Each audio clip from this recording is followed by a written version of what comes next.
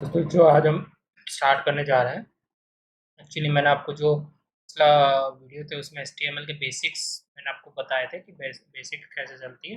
हम आज मैं जो आपको बताने वाला हूँ कि उसके एट्रीब्यूट्स कैसे चलते हैं, उसमें हेडिंग कैसे चलती है, पैराग्राफ कैसे चलते हैं। ठीक है, वो सब चीज़ें मैं आपको लाइन बाय लाइन बताऊंगा। ठीक है, तो आप मैं आपको एक HTML के लिए एक बेसिक चीज़ें बना के बता रहा हूँ। ठीक है, तो पहले हम क्या करते हैं, अपना प्रोजेक्ट ओपन कर लेते हैं। प्रोजेक्ट, देखिए मैं आपको ये HTML.CSS, मैं इसके साथ आपको HTML भी बता रहा था और CSS भी बता रहा था। तो ठीक है, अभी के लिए हम को बंद कर देते हैं। ठीक है,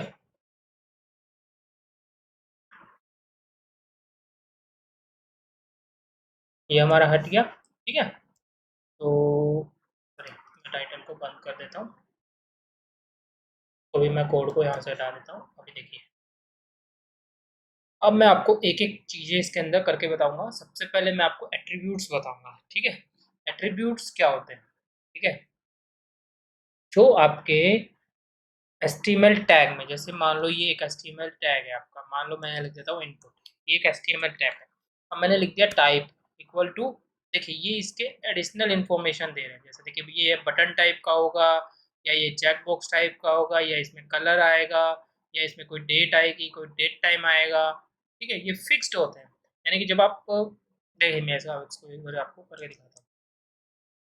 अगर मैंने इसको कलर लिख दिया, अब मैं देखिए मैं आपको इसको रिवील करके दिखाता हूँ। हाँ, ये देखिए,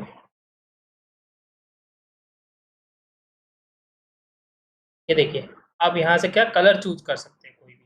ठीक है, जैसे आप यहाँ से कलर ही चूज कर सकते हैं, सिर्फ आप कोई टैक्स नहीं लिख पाएंगे, कोई कुछ नहीं कर पाएंगे। और ये कर दीजिए, तो आप यहाँ से टैक्स का वैल्यू ऐड कर लेंगे। अब मान लीजिए आपने यहाँ पे क्या डाल दिया, मान लो डेट डाल दिया। अब वहाँ से आप क्या लेंगे, सिर्फ डेट टाइम, सॉरी डेट, नहीं डेट। ठीक है, आपने डेट ले लिया। अब मैंने इसको मारा, इसको कर लिया रिफ्रेश, देखिए अब यहाँ से आप डेट ले पाएंगे सिर्फ।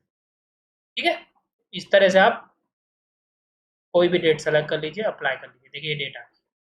ठीक है, अब इसको आप फॉर्मेट भी कर सकते हैं। ठीक है, फॉर्मेट कर सकते हैं। अगर आपको डेट टाइम लेना है तो डेट टाइम ले सकते हैं, डेट टाइम लोकल लेना है तो डेट टाइम लोकल ले सकते हैं। जैसे देखिए ये देखिए यहाँ पे आपका टाइम आ गया। ठीक है, तो ये चीज़ें आप कर सकते हैं।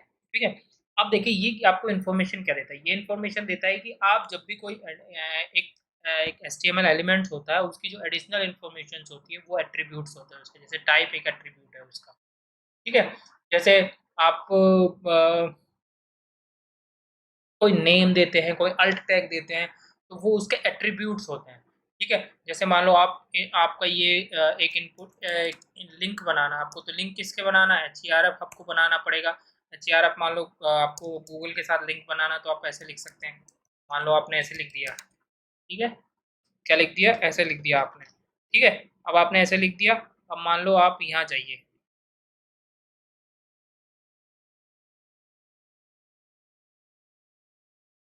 ठीक है, एक मिनट।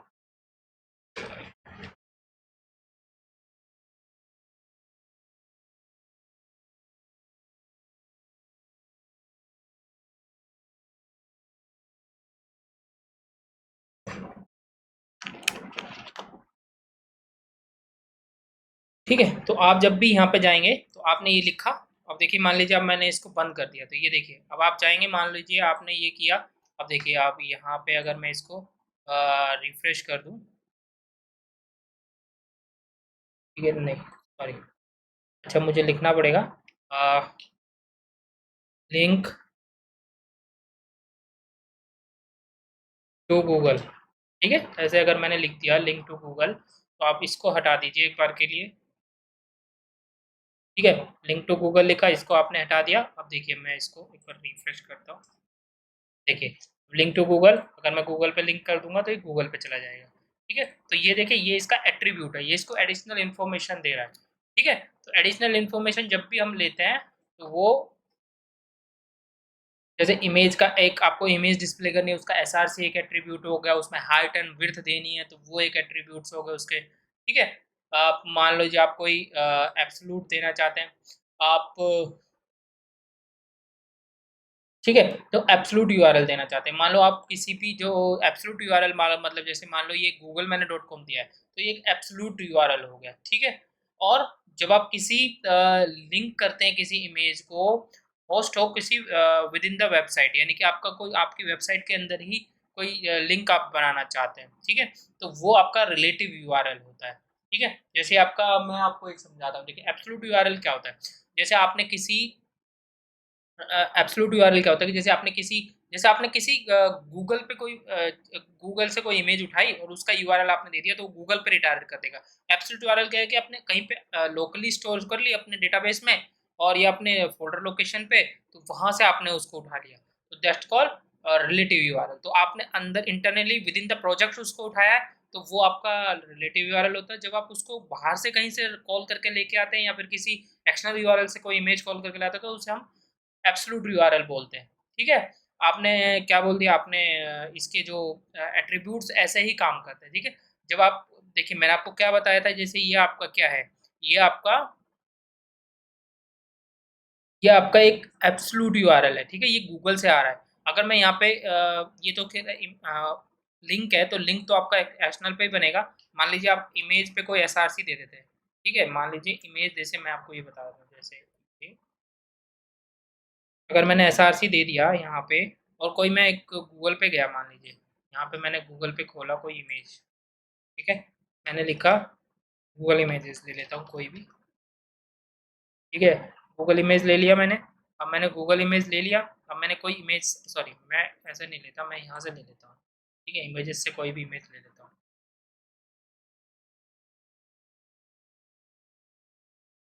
ठीक है? तो मैं ये वाली इमेज ही ले लेता हूँ, मैं इसको ओपन न्यू टैब करता हूँ और मैं इसको कंट्रोल सी करके अपनी एसआरसी में डाल लेता हूँ। इमेज की मैंने ये आपका क्या है?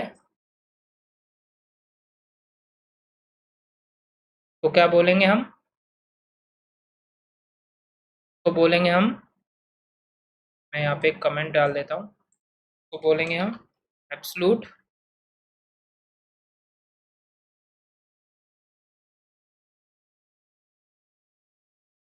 एब्सोल्यूट क्या बोलेंगे हम इसको? एब्सोल्यूट यूआरएल बोलेंगे, ठीक है? क्या बोलेंगे? एब्सोल्यूट यूआरएल बोलेंगे।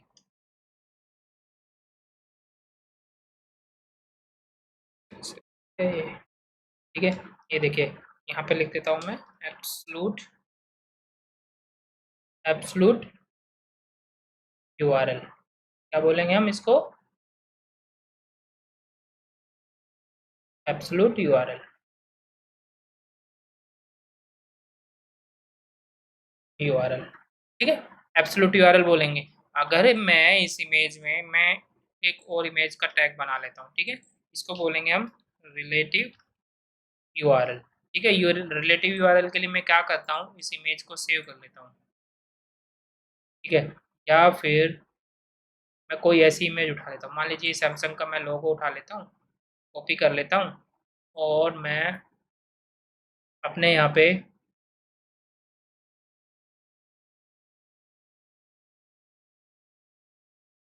तो मैं ओपन डॉट एडिटर कर सॉरी तो रिवील कर लेता हूँ फाइल एक्सप्लोरर और मैं यहाँ पे इसमें एक इमेज डाल देता हूँ, ठीक है? ये आपकी इमेज आ जाएगी,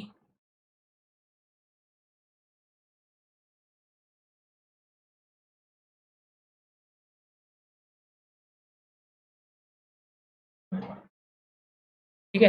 तो अब देखिए वो अगर इसमें नहीं आ रही है तो मैं इसको पहले कंट्रोल जेड कर लेता हूँ, ठीक है? मैं यहाँ पे हटा देता हूँ,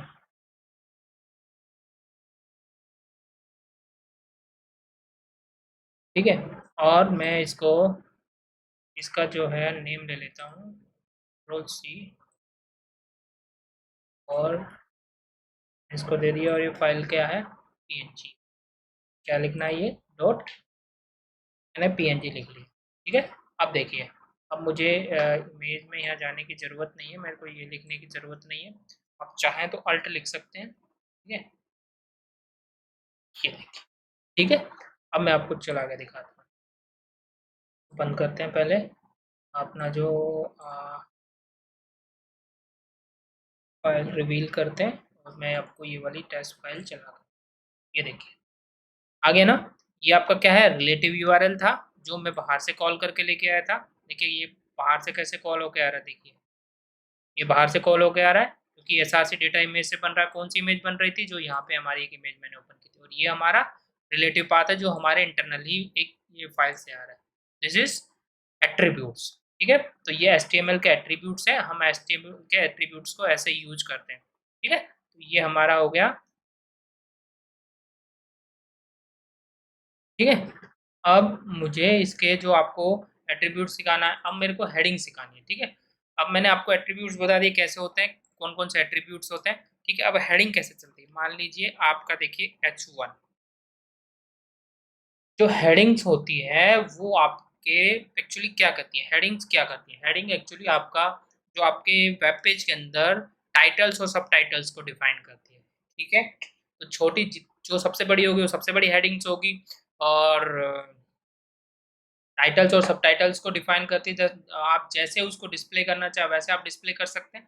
ठीक है, मैं आपको सारी हेडिंग्स एक बार चला के दिखा देता हूँ। H1 देखिए H1, इसको बंद कर देता हूँ। ठीक है, H2, 3, 4, 5 एंड 6 कहाँ तक होती है, इसमें 6 तक होती है। 3, 3, 4, 4,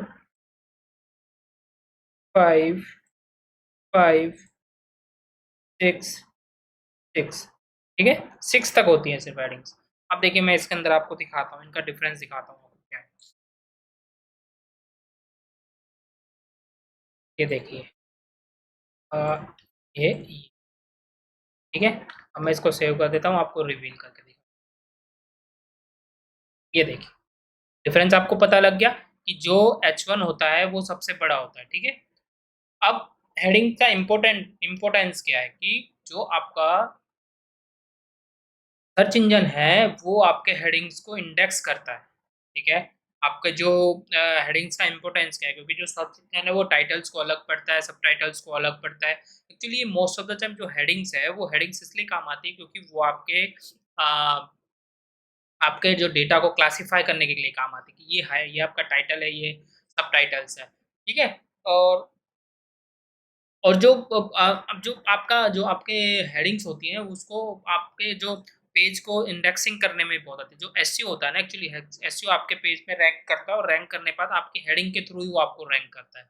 ठीक है, तो ये जो हेडिंग्स हैं वो आपको डिफरेंशिएट करती है कि ये पेज का हेडिंग है या ये इस पेज का।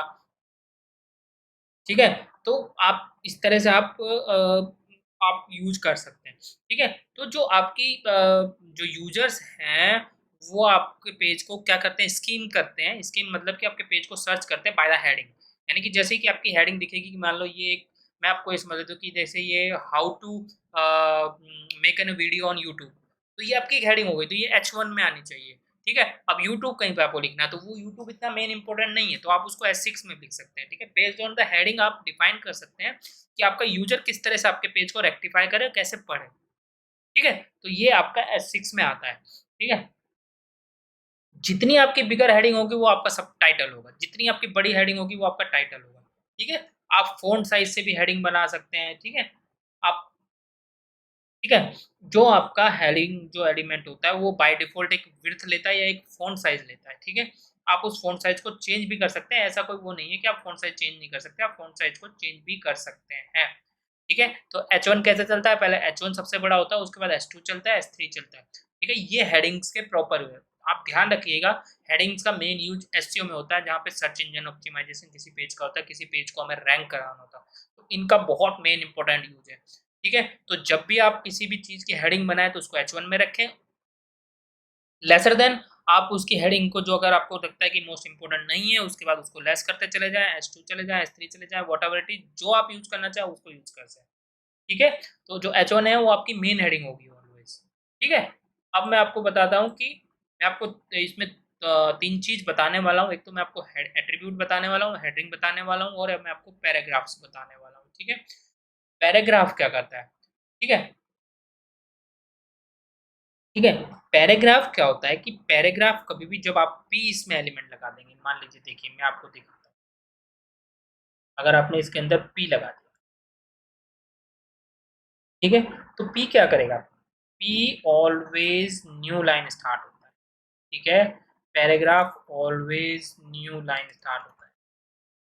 अगर आपको दिखाऊं इसको रिफ्रेश करके, ये देखिए, ठीक है, paragraph always new line start होता है, ठीक है, और ये ब्लॉक ऑफ टेक्स्ट होता है, यानी कि जब भी आप पैराग्राफ लिख रहे हैं तो वो आपको नई लाइन में देगा, आपको बी आर लगाने की जरूरत नहीं, बी आर एक टैग होता है जो ब्रेक करता है लाइन को, ठीक है, तो आप, ठीक है, अगर आपको इस लाइन को ब्रेक करना है मान लीजिए, तो आप इसमें बी आर लगा दीजिए, ठीक है, क्या लगा दीजिए, बी आर, ठीक है, तो आप इसमें बी आर लगा देंगे, तो बी आर से ये देखिए आपको लाइन ब्रेक करके बता देगा, पैराग्राफ के अंदर भी ब्रेक कर देगा, ये देखिए ब्रेक कर दिया ना पैराग्राफ के अंदर भी, बट जब आपको ब्लॉक ऑफ कंटेंट लिखना है तो आप इसमें क्या होता है कि ये अपने आप लाइन ब्रेक कर लेता है, ठीक है, तो पैराग्राफ का यही यूज है, ठीक है, तो और और जो क्या होते हैं, जो आपके ब्राउजर्स होते हैं वो पैराग्राफ के लास्ट में और स्टार्ट में एक मार्जिन लगा देते हैं अपने आप ही, ठीक है, ऑटोमेटिकली, ठीक है, ठीक है, तो ये, और जब भी आपका पैराग्राफ का क्या एक ये जो भी आप कभी जब डिफरेंट विंडोज में देखेंगे तो ये आपके साइज को अपने आप ऑटोमेटिकली रिफ्रेश कर लेता है, ठीक है, ऑटोमेटिकली रिफ्रेश कर देता है based on the device size, ये आपका पैराग्राफ दिखने लग जाता है, जैसा आपका पैराग्राफ है जिस विड्थ में दिखना उस विड्थ में आपको दिखने लग जाएगा, ठीक है, तो यही सब चीजें, और अब ये आपका जो एक्स्ट्रा स्पेस है उसको रिमूव कर देता है, बहुत सारी चीजें इसके अंदर आती हैं, तो पैराग्राफ का मेन यूज आपका यही है, ठीक है, आपको कोई भी कंटेंट लिखना है, ब्लॉक ऑफ कंटेंट आप पैराग्राफ में लिखिए या आप डिव में लिखिए, ठीक है, डिव भी एक टैग होता है जो भी एक पैराग्राफ की तरह काम करता है, बट उसका कुछ डिफरेंशिएट होता है, वो मैं आपको जब मैं डिव पढ़ाऊंगा तो मैं उसमें बताऊंगा, ठीक है, तो अभी के लिए हम इस एचटीएमएल के जो बेसिक्स हैं, एट्रीब्यूट, हेडिंग और पैराग्राफ, यहीं पे फिनिश करते हैं, ठीक है, इसके बाद जो मैं आपको बताने वाला हूँ कि एचटीएमएल में स्टाइलिंग कैसे होती है, फॉर्मेटिंग कैसे होती है, कोटेशन कैसे होती है, उसकी कमेंटिंग और ये सब चीज़ें मैं आपको बताने वाला हूँ, ठीक है, तो यहाँ पे ये फिनिश करते हैं, ठीक है।